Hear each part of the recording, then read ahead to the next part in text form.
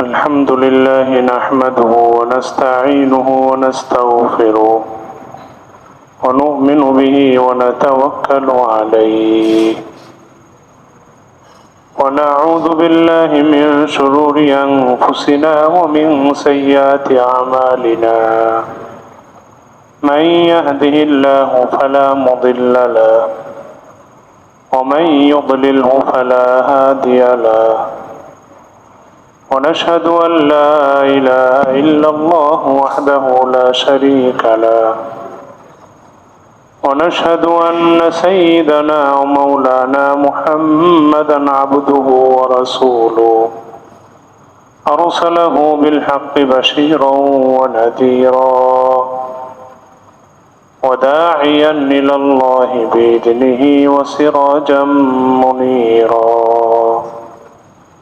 صلى الله تعالى عليه وعلى آله وأصحابه وبارك وسلم تسليما كثيرا كثيرا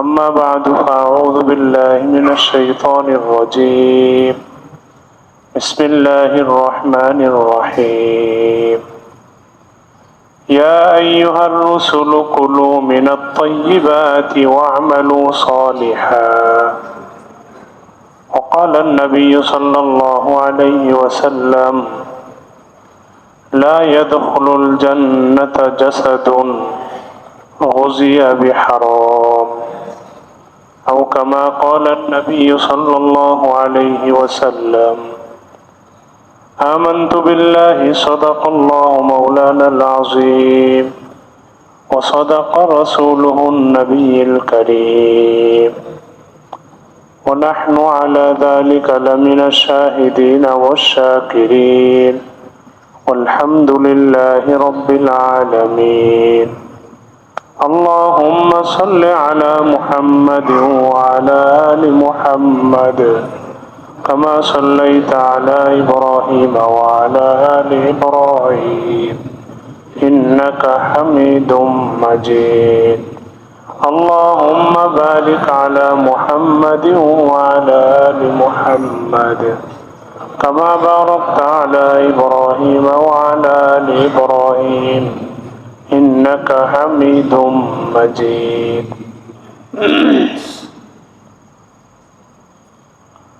আলহামদুলিল্লাহ, আল্লাহ রব্বুল ইজ্জতের দরবারে অগণিত অসংখ্য শুকরিয়া আদায় করছি যে আল্লাহ পাক আমাদেরকে বিভিন্ন ঝামেলা থেকে মুক্ত করে জুমার নামাজ আদায়ের উদ্দেশ্যে মসজিদে এসে কিছু দিনই কথা বলার এবং শ্রবণ করার তৌফিক দান করেছেন।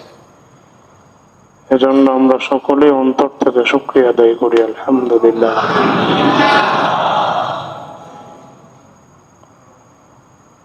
আমরা আলোচনা করছিলাম যে ইবাদত কবুল হয় কিছু শর্তের কারণে। ইবাদত যে আমরা করি, এই ইবাদত গুলো আল্লাহ তাআলা শর্তের ভিত্তিতে কবুল করেন। এই শর্তগুলো না থাকলে ইবাদত কবুল হয় না। তাই ইবাদত শুধু নামাজ রোজাকেই ইবাদত বলে না, জীবনে আল্লাহ পাকের যত বিধিবিধান আছে এই সমস্ত বিধিবিধান গুলোকে ইবাদত বলা হয়।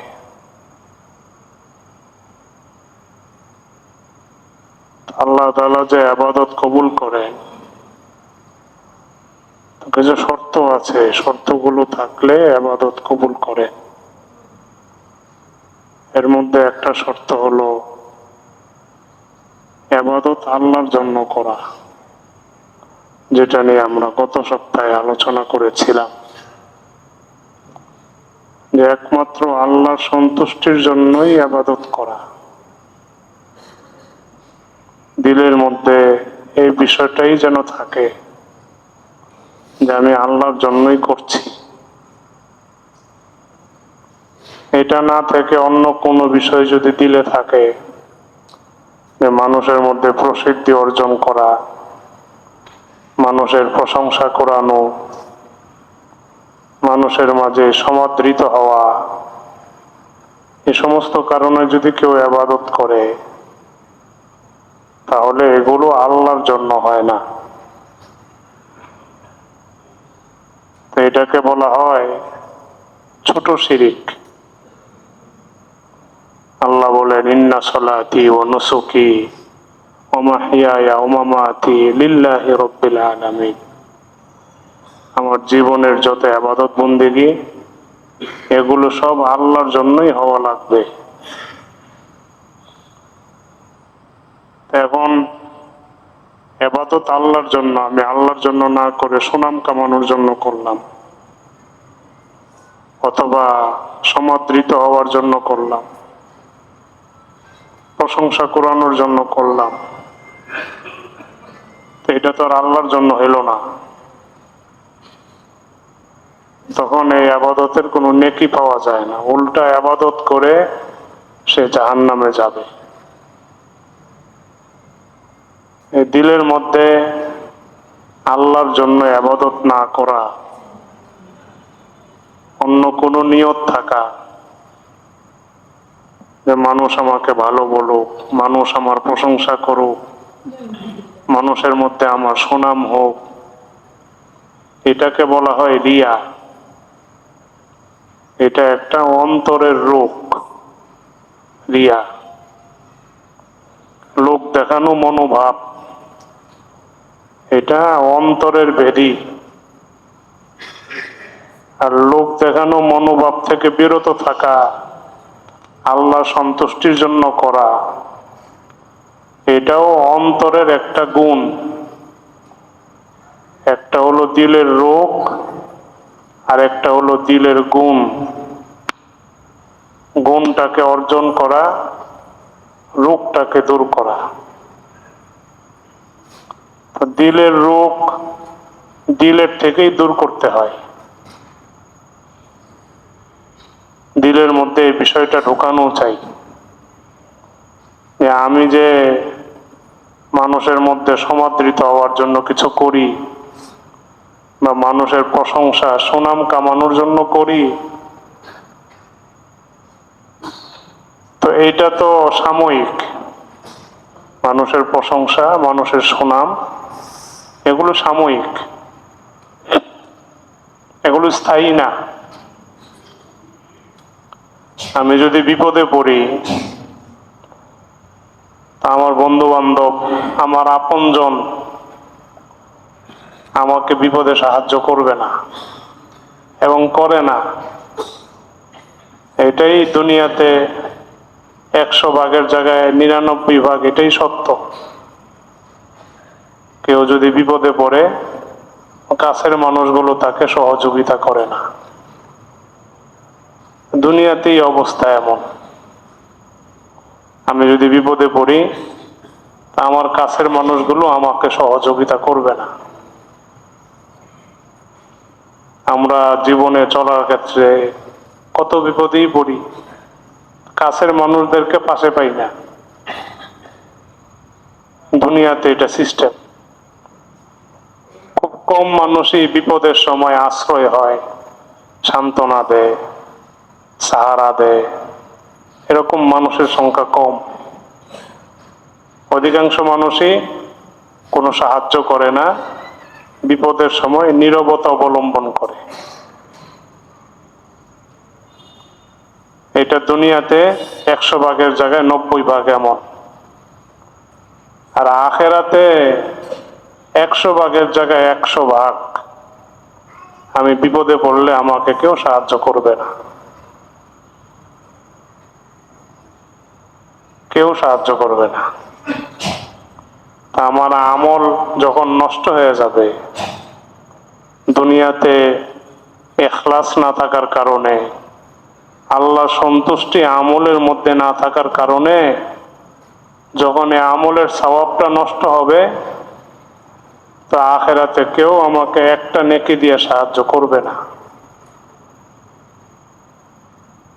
অন্য মানুষ তো দূরের কথা, নিজের ছেলেই সাহায্য করবে না, নিজের মা বাবাই সাহায্য করবে না, নিজের ভাই, বন্ধু, আত্মীয় স্বজন সাহায্য করবে না, কেউ পরিচয় দিবে না।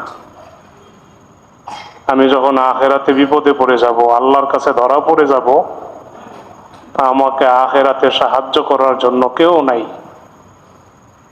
এটা দিলের মধ্যে ঢোকানো। তা আমাকে আখেরাতে সাহায্য কেউ করবে না, তা আমি মানুষের জন্য কেন ইবাদত করব? মানুষের সন্তুষ্টির জন্য কেন ইবাদত করব? মানুষের মধ্যে সুনাম কামানো, সমাদৃত হওয়ার জন্য কেন ইবাদত করব? যদি এগুলো আমার উপকারে আসতো তাহলে লাভ হইতো। আল্লাহ বলেন, ওয়াত্তাকু ইয়াওমান লা তাজজি নাফসুন আন নাফসিন শাইয়্যা। ওই দিনকে ভয় করো যেদিন কেউ কারো কোনো উপকারে আসবে না। ওই দিনকে তোমরা ভয় করো যেদিন কেউ কারো কোনো উপকারে আসবে না, সব বেকার হবে। দুনিয়ার যত সম্পর্ক আছে আখেরাতে সমস্ত সম্পর্ক বেকার হবে, কোনো সম্পর্ক কাজে দিবে না। লা তাজিরু ওয়াজিরাতু উযরা উখরা। আখেরাতে কেউ কারো বোঝা নিবে না, সবাই ইয়া নাফসি করবে। আমি যেন বাঁচতে পারি, আমি কিভাবে বেঁচে যাব, আমি কিভাবে মুক্তি পাব। একমাত্র অন্যের চিন্তা করবেন হুজুর আকরাম সাল্লাল্লাহু আলাইহি ওয়াসাল্লাম। সবাই বলবে ইয়া নাফসি, আর তিনি বলবেন ইয়া উম্মতি। এখন নবী আলাইহিস সালাম যাদেরকে সুপারিশ করবেন, আমি তাদের দলভুক্ত হব কিনা তাও তো জানি না। যদি আমার বদ আমলের কারণে আল্লাহ আমারে মাহরুম করে দেন ওনার সুপারিশ থেকে, তা আখেরাতে কি হালত হবে এটা আমিও জানি না। এজন্য দিলের মধ্যে এটা ঢোকানো চাই। আমি কার জন্য ইবাদত করি? মানুষের প্রশংসা তো, মানুষ তো দুনিয়াতেই বিপদে আমার সাহায্য করে না। তা আমার যখন সওয়াবের ঘাটতি হবে, আখেরাতে সে আমাকে কি সাহায্য করবে? আমার যখন নেকির প্রয়োজন হবে তো আখেরাতে কি সাহায্য করবে? ওলামারা কিতাবের মধ্যে লিখছেন, দিলের মধ্যে যদি কারো এই বিষয়টা থাকে যে আমাকে দুনিয়ার বিপদে কেউ সাহায্য করে না, আখেরাতে আমাকে বিপদে পড়লে কেউ সাহায্য করবে না, এই জিনিসটা যদি দিলের মধ্যে থাকে, তখন ইবাদতের মধ্যে ইখলাস আসে, তখন ইবাদতের মধ্যে একনিষ্ঠতা আসে, তখন ইবাদতের মধ্যে আল্লাহর সন্তুষ্টি আসে। যত বড় বড় ইবাদত আছে সব ইবাদতের পরে ইস্তেগফারের আমল। নামাজের পরে নবী আলাইহিস সালাতু ওয়াস সালাম ইস্তেগফার করতেন। হজের আমলের পরে আল্লাহ বলেন যে হজের আমল যখন শেষ করো, হজের আমল যখন শেষ হয় তো অনেকগুলি আমলের আল্লাহ নির্দেশনা দিছে। এর মধ্যে একটা নির্দেশনা হলো যে ইস্তেগফার করো। তো বড় বড় আমলের পরে এরকম ইস্তেগফারের আমল কেন?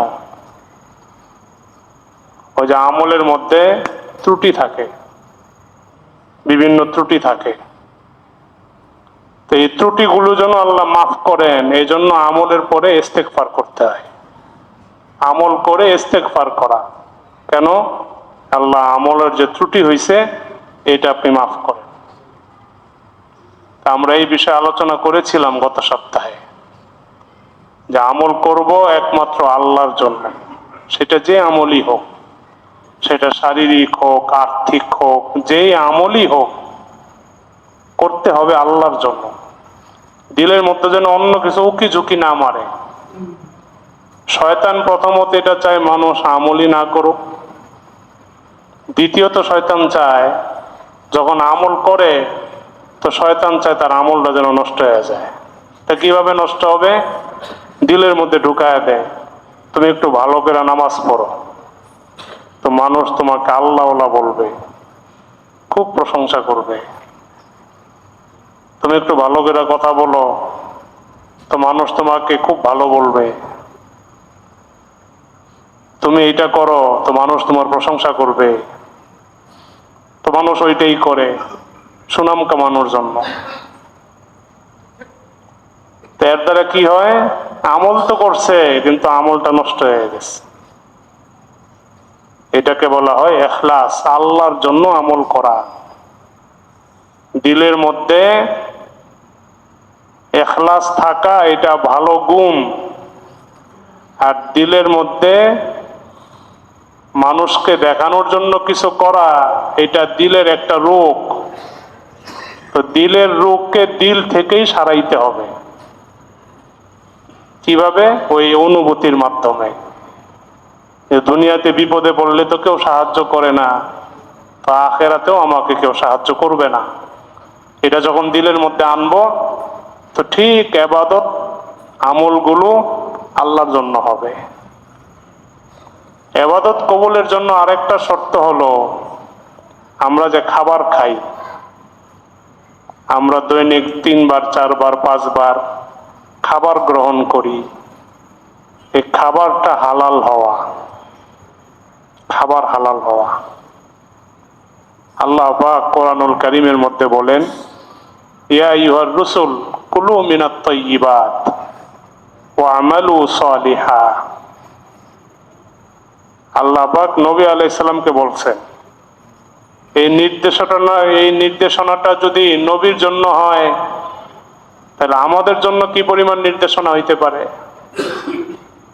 নবী আলাইহিস সালামের আমলের চেয়ে সুন্দর আমল তো পৃথিবীর কারো নাই। নবী আলাইহিস সালামের আগেও ওনার মতো সুন্দর করে কেউ আমল করতে পারে নাই। নবী আলাইহিস সালামের পরেও কিয়ামত পর্যন্ত কেউ পারবে না। ওনার প্রতি আল্লাহর নির্দেশনা।